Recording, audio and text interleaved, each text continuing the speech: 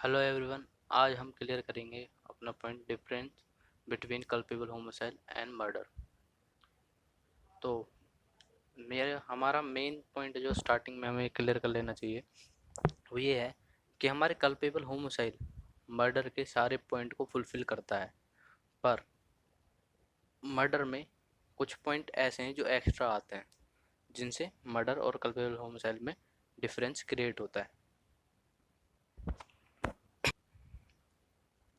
जैसे कि हम इस बात को ऐसे क्लियर कर सकते हैं कि जो कल्पेबल होमिसाइड है वो हमारा एक जीनस है और मर्डर उसकी स्पीसीज है।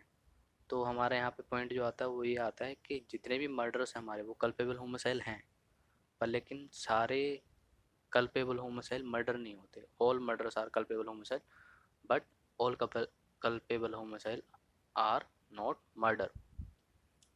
तो अब हम इस पॉइंट को दिमाग में रखते हुए आगे बढ़ते हैं कि कल पहले हम क्लियर कर रहे थे कल्पेबल होमिसाइड होता क्या है। कल्पेबल होमिसाइड में क्या होता है कि आपकी इंटेंशन होती है। पहला पॉइंट आता है इंटेंशन। डेथ कॉज करने की हमारी इंटेंशन होती है।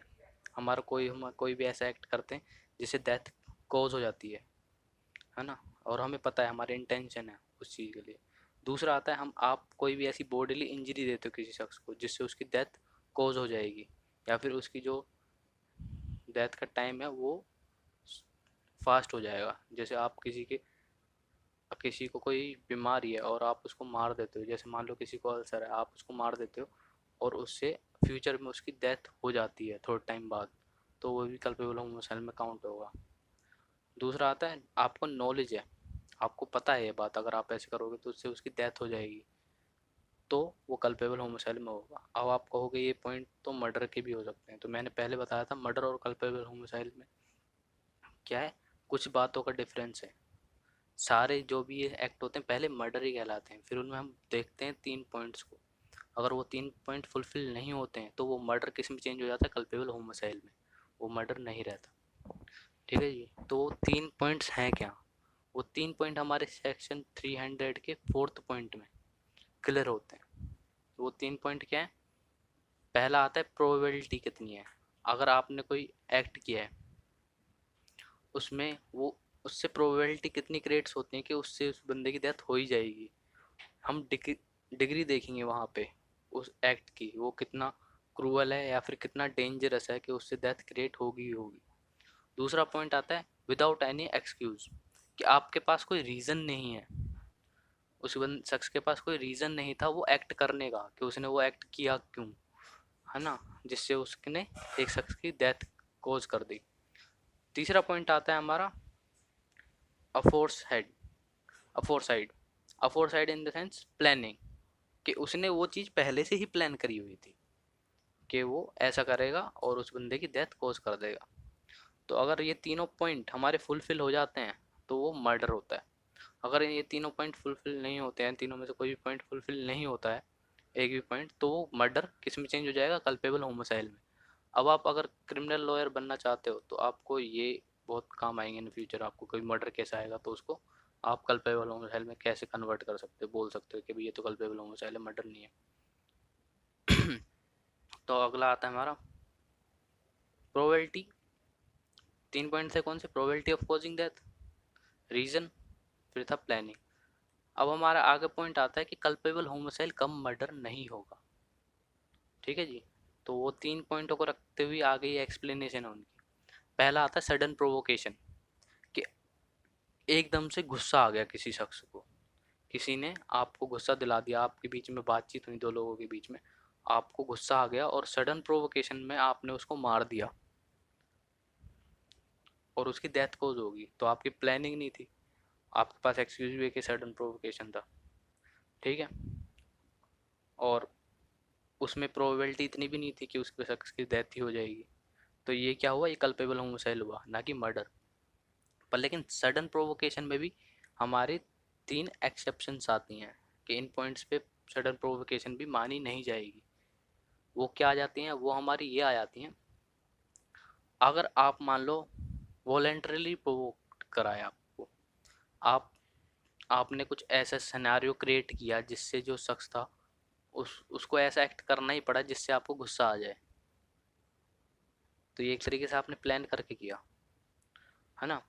तो और आपने उस शख्स को इतना हार्म कर दिया गुस्से में आके, उसकी डेथ होगी, तो ये पॉइंट सडन प्रोवोकेशन में काउंट नहीं होगा, क्योंकि वो वॉलेंटरी प्रोवोक्ड किया था।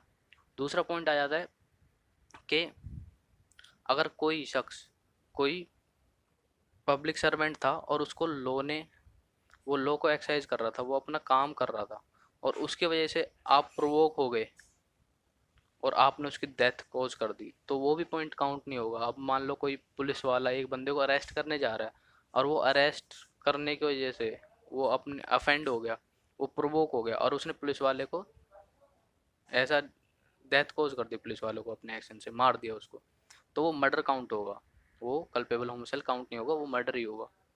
थर्ड पॉइंट आता है हमारा कि अगर मान लो प्राइवेट डिफेंस में मैंने कुछ एक्ट किया, मान लो आप आए, आप मेरे नोज को पुल करने लगे, और मैंने अपने प्राइवेट डिफेंस में आपको हटाया या फिर आपको धक्का दिया, और आप उस चीज़ से प्रोवोक होकर मुझ पे आपने अटैक कर दिया और मेरी डेथ कोज होगी, तो वो मर्डर कहलाएगा, ना कि कल्पेबल होमिसाइड।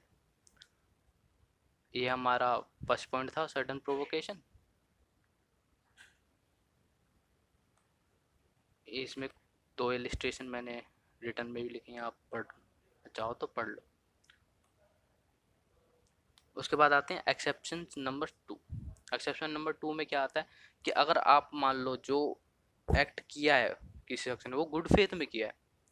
अगर मान लो कोई पुलिस वाला है, उसको पता चला कि ये बंदा ऐसा एक्ट करने वाला जिससे इन फ्यूचर कोई एक्सीडेंट हो जाएगा या फिर ये कुछ करने वाला, क्राइम करने वाला है, और पुलिस वाले ने उसकी डेथ कॉज कर दी, वो गुड फेथ में किया उसने, ये प्रूव करना पड़ता है वैसे, पर ये गुड फेथ में किया उसने, तो वो मर्डर काउंट नहीं होगा, वो कल्पेबल होमिसाइड में केस चलेगा, है ना।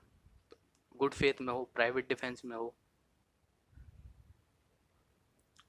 उसके बाद हमारा अगला पॉइंट आता है, थर्ड पॉइंट।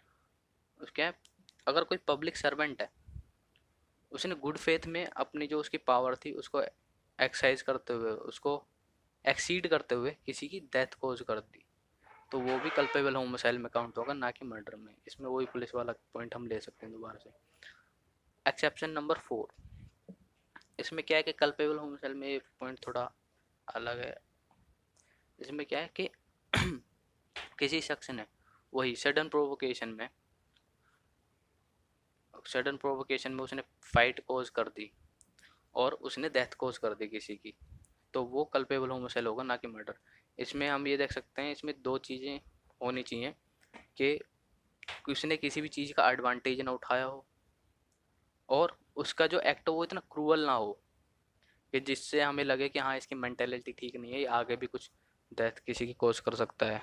या फिर जैसे मान लो आपका लड़ाई हुई और आप उस शख्स को हाथों से इतना मारते चले गए कि उसकी डेथ कॉज हो गई, तो इससे आप सोच सकते हो वो कितना क्रूअल है। या फिर उसका जो उसने एक्ट किया वो अनयूजुअल मैनर में था, उसको एक्सेप्ट नहीं किया जा सकता, तो ऐसे में वो मर्डर कहलाएगा, ना कि कल्पेबल होमिसाइड। ये फिफ्थ पॉइंट आता है, ये थोड़ा इंटरेस्टिंग है। इसमें इस एक्सेप्शन में ये बोला गया है कि अगर कोई भी 18 ईयर अबव कोई भी पर्सन है, वो 18 साल से ऊपर है, और वो किसी को बोलता है कि मुझे मार दो, वो मतलब डिप्रेशन में, या किसी को बोलता है कि मुझे मार दो, अपने वो पहले ही मरना चाहता है, और उसको जिस कोई और मार देता है उसकी कंसेंट से, ऑन कंसेंट से, तो वो कल्पेबल होमिसाइड में काउंट होगा, ना कि मर्डर में। जैसे मान लो बी है एक पर्सन, उसने ए से कहा कि आप मेरी डेथ कॉज कर दो, आप मुझे मार दो, और ए ने उसको मार दिया, तो वो कल्पेबल होमिसाइड होगा, ना कि मर्डर।